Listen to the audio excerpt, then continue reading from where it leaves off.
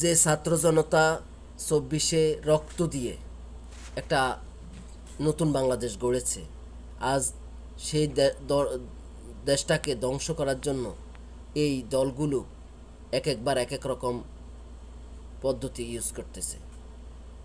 জামাতের কথা হলো যে পিয়ার পদ্ধতি করলে জনগণের আস্থা ভোট পেয়ে যদি আসে, তাহলে তারা যদি অন্যায় করে তাহলে তাদেরকে আহ, যে কোনো সময় সরকার পরিবর্তন করতে পারবে পিয়ার পদ্ধতিতে। কারণ হলো চাঁদাবাজি করলে মানুষ জনগণ অতিষ্ঠ হলে যদি সরকারের প্রতি অনাস্থা জাগে তাহলে তারা সরে যেতে বাধ্য হবে। পিয়ার পদ্ধতির নিয়ম হলো এটা, আর সব দলের গ্রহণযোগ্যতা বাড়বে।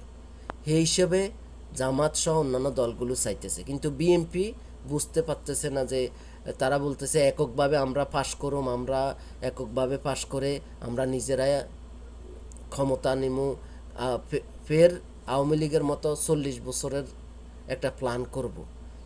এরকম ভাই আপনারা কামড়াকামড়ি বাদ দেন। ডাক্তার ইউনূসের চাইতেছে সবাই মিলে একটা করেন, ২৪-এর সনদ বাস্তবায়ন করেন।